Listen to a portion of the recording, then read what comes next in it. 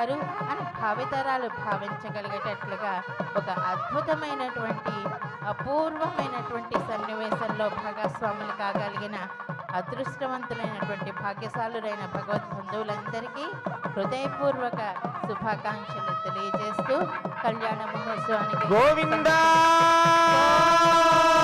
బోల్ లక్ష్మీనారాయణ భగవాన్ की श्रीरंगादि बहुक्षेत्रै साकमत्र विराजिते विविधार्चः स्वरूपाय लक्ष्मीनाथाय मंगलम् दिव्यसूरिसुसेव्याय भक्ताभीष्टप्रदायिने विभिन्नरूपजुष्टाय वैकुण्ठायास्तु मङ्गलम् शेषो वा सैन्यनाथो वा श्रीपतिर्वेदि सात्विकैः विदर्क्याय महाप्राज्ञैः भाष्यकाराय मङ्गलम् गोविन्द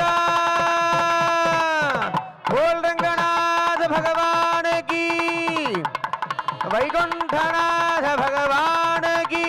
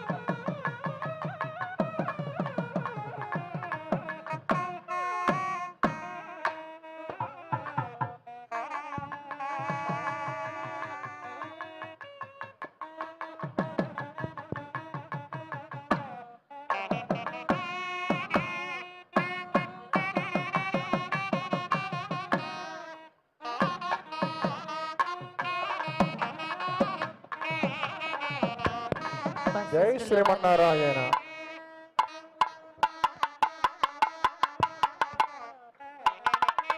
యజ్ఞాచార్య స్వాముల వారు కళ్యాణ సామాగ్రిని అందరికీ దర్శింపచేస్తున్నారు. శిరస్సు వంచి నమస్కరిద్దాం.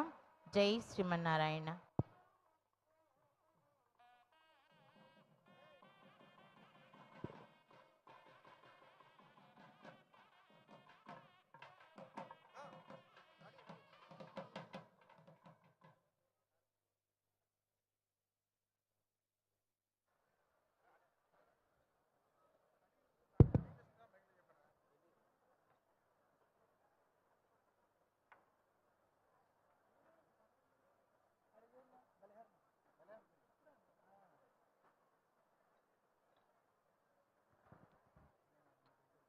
बोल लक्ष्मी नारायण भगवान की, सीता रामचंद्र महाराज की, राजा रामचंद्र महाराज की, पवन सुत हनुमान की, भाष्यकार रामानुज स्वामी जी महाराज की, समस्त भक्त वृंद की जय श्रीमन्नारायण।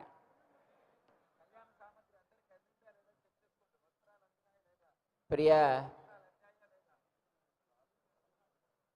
भगवत बांधवों, समता कुंभ 2024 महोत्सव का आज 5वां दिन है। आज एक विशेष उत्सव हम यहाँ पर दर्शन कर रहे हैं।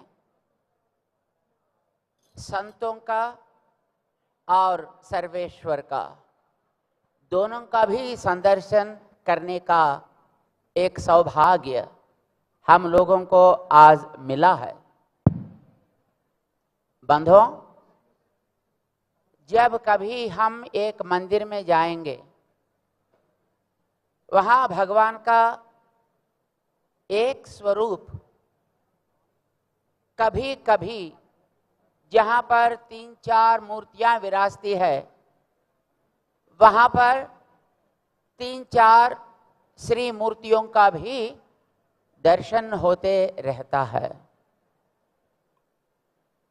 यहाँ पर अपना जो स्टैच्यू ऑफ इक्वालिटी में ये समता मूर्ति का स्फूर्ति केंद्र में मात्र एक जगह पे यहाँ विराजमान 108 दिव्य देशों का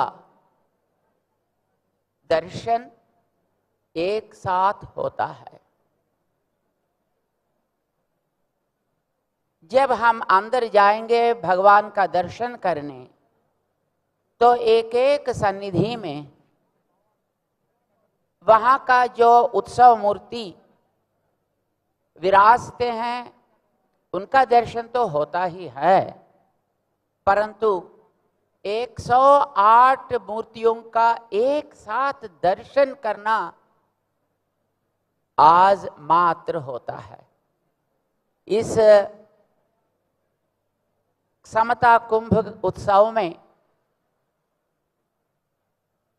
जब शांति कल्याण महोत्सव का दिन आता है, यहाँ मात्र हम इसका दर्शन कर सकेंगे।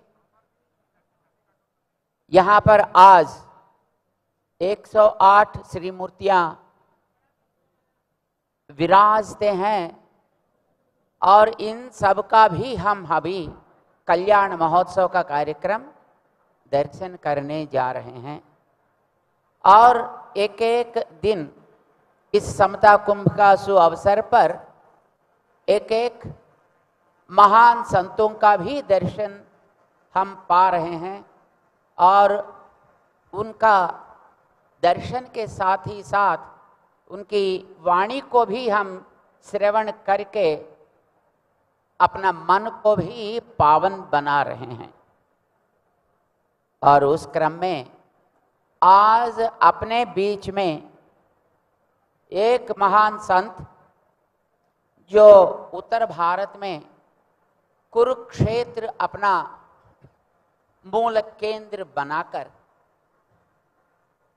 देश विदेशियों में भगवत गीता का प्रचार प्रसार ही अपना लक्ष्य बनाकर वे सत्संग चलाते हैं, साधकों को भी बनाते हैं और सब घर घर को भगवत गीता का ज्ञान मिलाते हैं।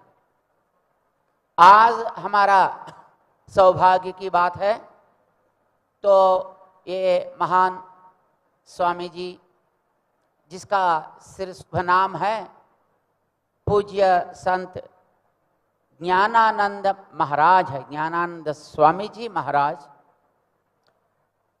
और उनको उत्तर भारत में और जगह में सब लोग प्यार से ज्ञान मनीषी ऐसी उपाधि से उनको प्यार करते रहते हैं, आराधना करते रहते हैं। वे बहुत सात्विक है स्वामी जी महाराज। प्रायः जो विद्वान होते हैं, जो पढ़े लिखे होते हैं, तो वो को थोड़ा सा अपना अस्तित्व को दिखाना चाहते हैं, लेकिन स्वामी जी जब हम कभी उत्तर भारत जाते हैं, कभी कुछ ऐसा संतों का समागम के लिए, वहाँ पर स्वामी जी का दर्शन होते रहता है। बहुत सात्विक, highly very very low profile maintain करते रहते हैं। विद्वान होते हुए भी ऐसा रहना एक वर है। स्वामी जी कम समय रहते हुए भी एक बार इस समता कुंभ में आना है और इसी गोष्ठी में थोड़ी देर अपनी उपस्थिति को भी रखना है, ऐसी एक भावना से स्वामी जी अभी अभी पधारे हैं, पूर्णाहुति का दर्शन कर लिए और यहाँ भगवान का भी जो विराट स्वरूप का दर्शन एक बार करके फिर अभी 7 बजे को यहाँ से प्रस्थान करना है। समय कम रहते हुए भी यहाँ आना ही बहुत आनंद का विषय हुआ है हमारे लिए। स्वामी जी, ये तो समता मूर्ति का प्रांगण है और यहाँ पर बीच में आचार्य श्री रामानुज स्वामी जी महाराज विद्यमान हैं, जिनका 1000वां वर्ष में स्वामी जी की मूर्ति यहाँ पर एक प्रेरणात्मक मूर्ति होकर यहाँ पर विराजना है। इस संकल्प से इस जगह का आविष्कार यहाँ पर हुआ था, जो हमारे प्रियतम रामेश्वर राव जी जो इंडस्ट्रियलिस्ट थे, वो है अभी भी, वो थोड़ी देर में यहाँ आने वाले भी है। उनका धर्मपत्नी अभी यहाँ पर है, श्री कुमारी जी। उन्नारे कड़मा श्री कुमारी गारू।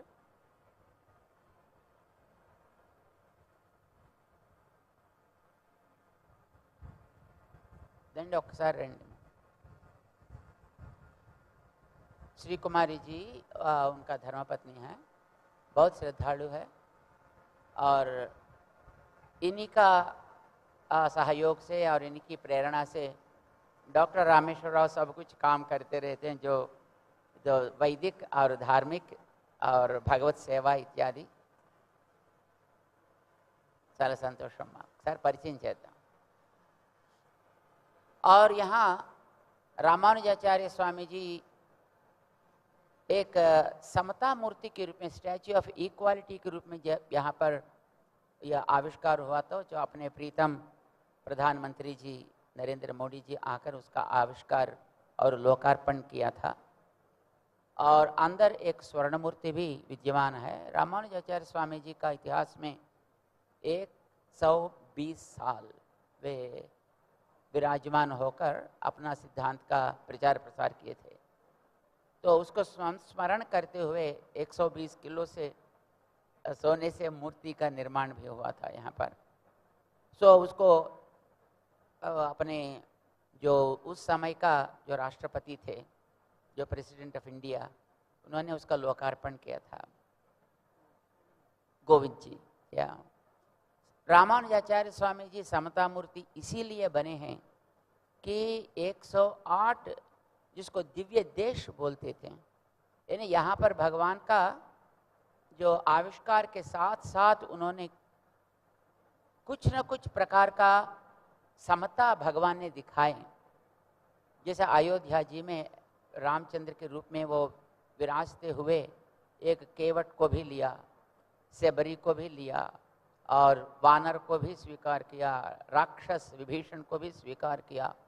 ऋषियों की और बाकी अयोध्या वासियों का बात तो बोलने का ही नहीं है। तो ऐसा एक प्रकार का समता वहाँ पर दिखाए। एक एक जगह पे जहाँ पर समता का संदेश भगवान ने दिया था, तो उसको दिव्य देश बोलते हैं। अयोध्या एक दिव्य देश है, नैमिषारण्य एक दिव्य देश है। ऐसा 108 है अपने भारत में, कुछ दक्षिण में है, कुछ उत्तर में है। नेपाल में भी एक है जिसको मुक्तिनाथ क्षेत्र बोलते हैं। तो ऐसे 108 दिव्य देशों से प्रेरणा पाकर स्वामी जी समता का एक स्फूर्तिदाता बने हैं। इसलिए 108 दिव्य देश भी यहाँ पर निर्माण किए गए हैं। कारण यह है कि उनको दर्शन करके और कोई भी रामानुजाचार्य स्वामी जैसा समता मूर्ति बन सकते हैं, इसी संकल्प से। और स्वामी जी महाराज यहाँ जितने भी यहाँ पर निर्माण हुआ है, वो सब 9 संख्या के अंदर अंतर्गत होकर निर्माण किए गए हैं। स्वामी जी का मूर्ति 216, 2169 बनेगा। और स्वामी जी का पीठ जिसको भद्रवेदी बोलते हैं, वो 54 फीट का है और उसका चौड़ाई 54 है। स्वामी जी विराजने वाले कमल वो तो 36 पेटल्स से है और उसका नीचे हाथी रहते हैं, वो भी 36 है। स्वामी जी का हाथ में विराजमान दंड 153 है। स्वामी जी के पास ले जाने वाली सीढ़ियाँ 108 हैं। और आश्चर्य की बात यह है, यहाँ पर जो प्राइम मिनिस्टर आने के समय 4:30 था, लेकिन उन्होंने 5:04 में यहाँ पर लैंड हुआ था, वो भी नाव हुआ। तो यहाँ पर सब कुछ नाव में है। ये रामानुजाचार्य स्वामी जी महाराज जो ग्रंथ लिखे हैं वो भी नव ग्रंथ हैं। कारण यह है, रामानुज स्वामी जी 9 संख्या का स्वभाव वाले हैं। 9 संख्या का स्वभाव ये है, अपने साथ किसी संख्या को हमने मिलाएं तो उस संख्या को जीवन देकर आप स्वयं ही अंतर्धान हो जाता है। 9 से 4 मिलाए तो 13 आता है, 1 3 फिर 4 बचता है। मिलने वालों को जीवन देता है अपना जीवन देकर। रामानुजाचार्य स्वामी जी का इतिहास में जब मंत्र बहुत सीक्रेट रखते थे लोग, किसी को भी मंत्र सुनने का अधिकार नहीं देते थे। महिलाओं को तो बिल्कुल ही नहीं देते थे। कोई सुने तो उनके कान में मोल्टेन लेड डालना है, बोले तो उनका नाक जीभ काटना है, ऐसा बोलते थे स्वामी जी से पहले। तो ऐसे जो दुराचार होते थे समाज में, उसको हटाकर स्वामी जी ने समता का संदेश दिए थे। और जब मंत्र, वे सन्यासी होने के बाद मंत्र स्वीकार करने के लिए, मंत्र अर्थ जानने के लिए गुरु जी के पास जाते थे 100 मील चलते हुए। सो गुरु जी बोलते थे सब कुछ अच्छे हैं, फिर 6 महीने के बाद आओ देखेंगे।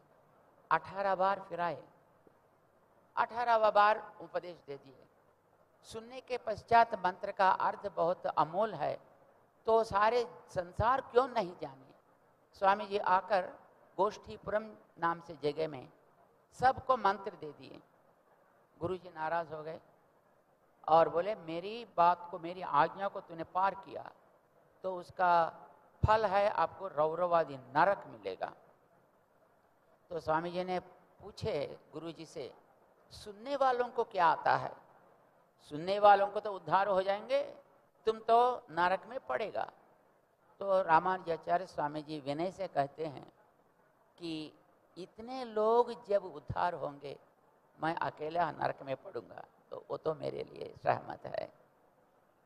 और वो भी उन्होंने कहा था कि मैं नहीं कहा, आपका श्री चरण सामने रखकर वो श्री चरण ही सबका उपदेश दे दिया।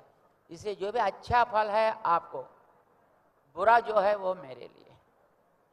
उस सुनकर गुरुजी का मन प्रसन्न हुआ और गुरुजी उनको बोलते हैं, अब से हमारा ज्ञान का जरूरत नहीं है, आपका ज्ञान का जरूरत है संसार को। दूसरों को कष्ट देखकर जिसका हृदय रोता है, ऐसे लोग चाहिए संसार को चलाने वाले। ये इतिहास में आता है। इसीलिए 9 संख्या का स्वभाव होने के कारण यहाँ जितने भी बने हैं वो सब 9 में। जो समता मूर्ति जो है वो 1800 मीट्रिक टन्स का है। ऐसा हुआ है, तो क्यों हुआ पता नहीं है, लेकिन ऐसा हो गया। तो ये आप यहाँ पधारें, ये तो बहुत आनंद की बात है। तो आप यहाँ पर विद्यमान जनता को, भक्तों को थोड़ा आशीर्वचन का भाग्य दें, ऐसा हम आपको स्वागत करेंगे स्वामी जी। जय श्रीमन्नारायण।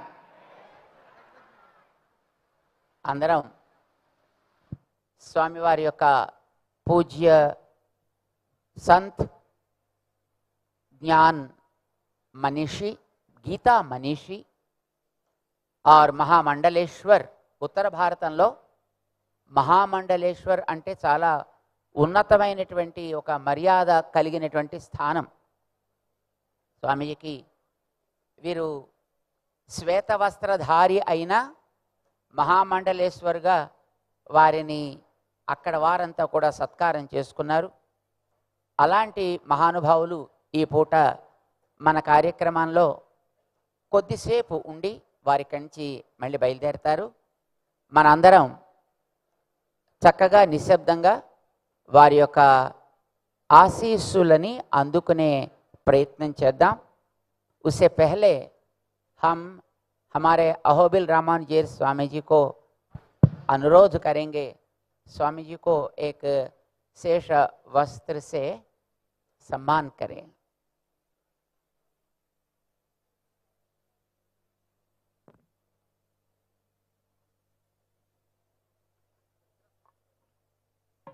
देवनाथ जीर स्वामी जी से हम प्रार्थना करेंगे